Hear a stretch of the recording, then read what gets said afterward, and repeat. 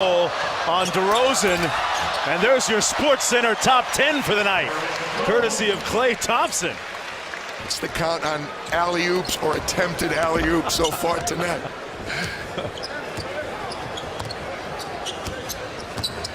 There's Beal inside to Faried. Faried going to be back with the Denver Nuggets this year under the stewardship of Mike Malone, the new head coach. Plumlee, who's now a member of the Trailblazers, missing on that alley-oop. And Faried with the layup. Point forward, Kenneth Faried. Oh, that's what it leading is the break. now, huh? I think somebody told these guys there's an MVP award and maybe some cash up for grabs tonight. Plumlee over to Jones, and Plumlee with the putback.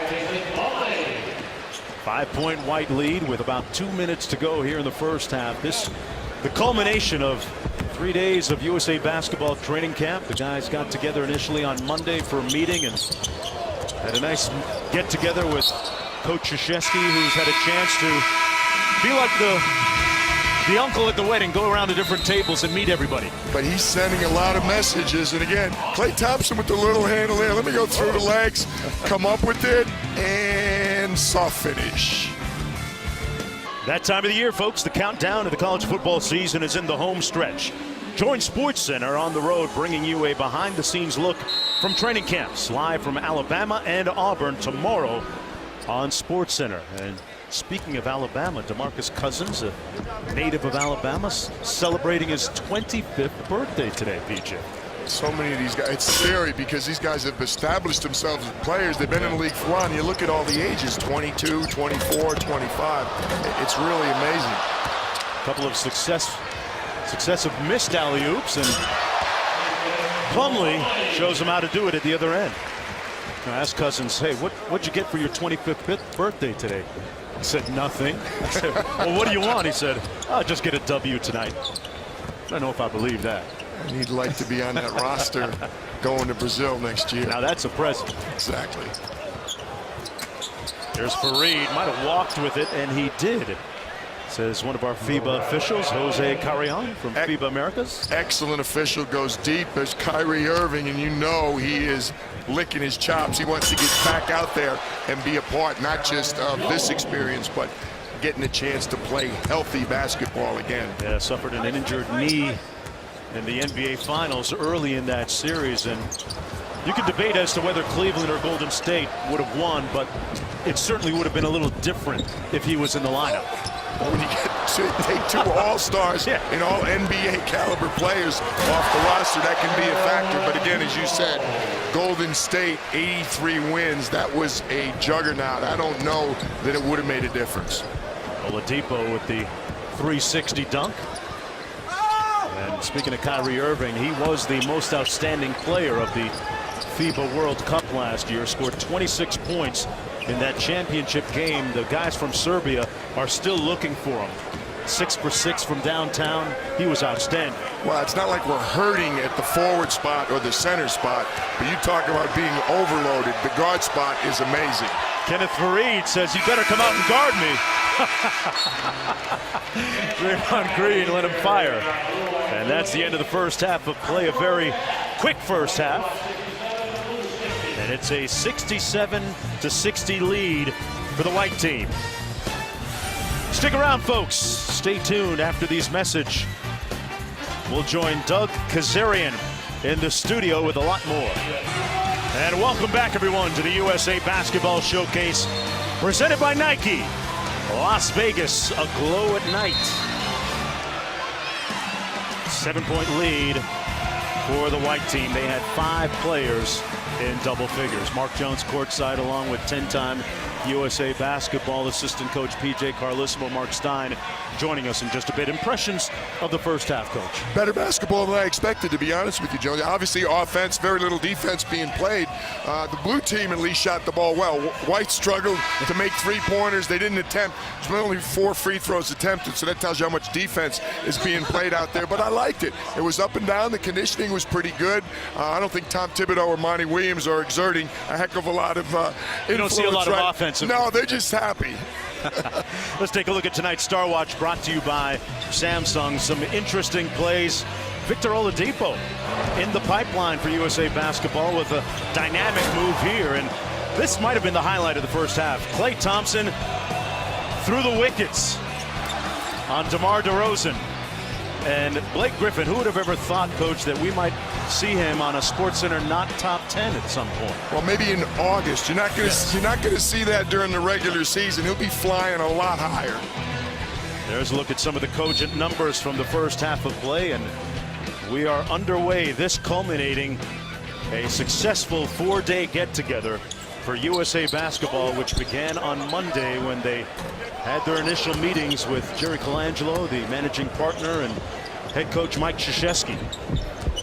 A couple of days of successful workouts, and the scrimmage to end it all off until next year when they circle August 21st, the potential gold medal game for the Rio Olympics. And this should be showtime. Not missing that one. A little more elevation that time for Blake. You know, Mike Krzyzewski, I think he got, as he normally does, he got as much accomplished in the meetings before practice. And the video, the films they put together for the players, showing some of the past success, showing some things, stressing exactly what you said. The target is August 21 in Rio, and they want another gold medal. And they start reinforcing that thought right now. Fareed with the lob up top for Drummond, who couldn't cash in. A whistle and a foul underneath. And great part of the night, we are wired for sound with the players.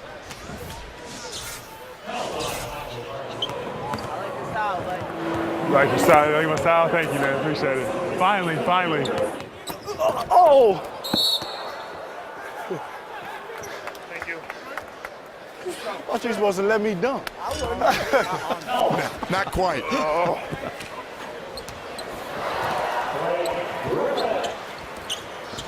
You didn't know I had that, did you? Nope.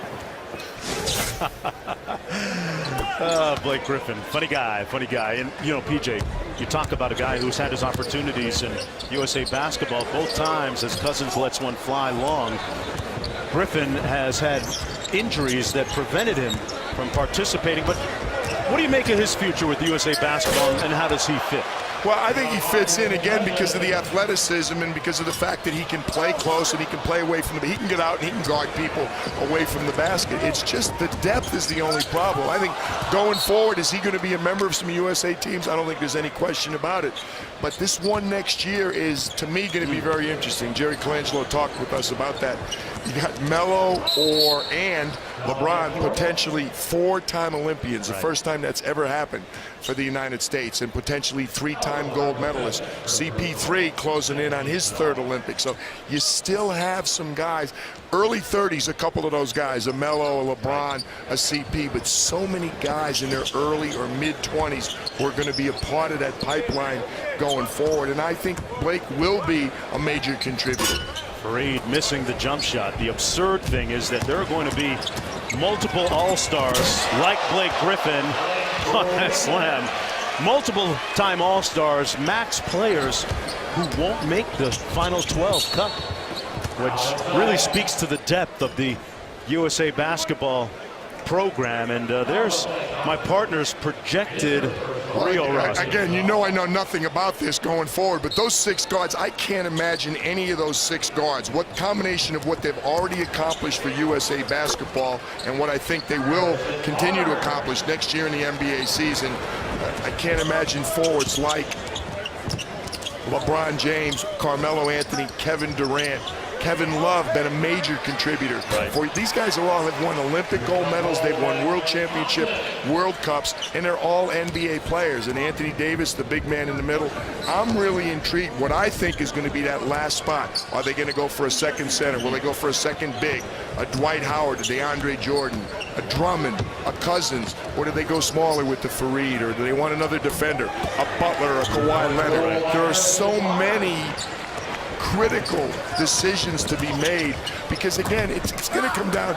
And I think who's going to play against Marc Gasol? Because Spain is still the next best team in the world. You think they're number 2? Yeah, they're ranked number 2 in the FIBA rankings. They still are. And who's going to match? In that front line, you can put Marc and Pau Gasol, Serge Ibaka. You do need some bigs to play against those guys. So what Mike Krzyzewski, Jerry Colangelo, and his staff come up with they went big last year, right? And although they didn't have to play Spain in the final. Exactly, and I think that they really weren't all that big in London, and obviously enjoyed the success. But I think that's going to be the decision. I mean, not selling anybody else short, any of the other countries. Things can change, but to me, Spain is still the team that they're concerned with beating, and that front line has got to be a major concern. How you match up with them. Right.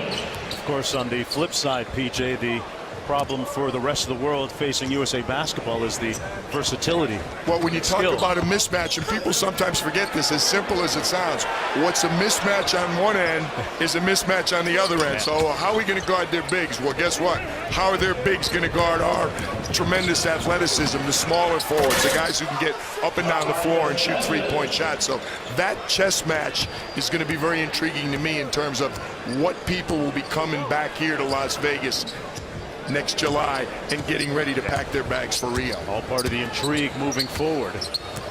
Here's Blake Griffin, a 3-on-1 with Carter Williams and Cousins. Blake, showtime. Marcus Cousins running a screen. He just wiped out the defense. Left Michael Carter Williams and Blake to play 2-on-0. And referee Anthony Jordan calls a foul on Blake Griffin. Blake is actually protesting. I think.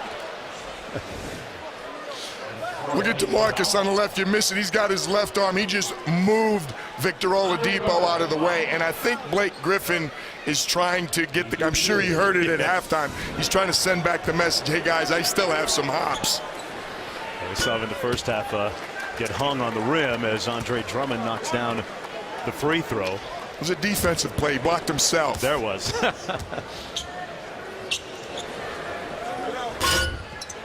Drummond goes 1 for 2, and hey, need USA Basketball updates at your fingertips? Folks, download the USA Basketball app today for the latest news on all men's and women's national teams and youth development updates. Check out rosters, photos, videos, and a lot more today. Available at Google Play and the Apple App Store. Here's Harrison Barnes out top, working against Kawhi Leonard.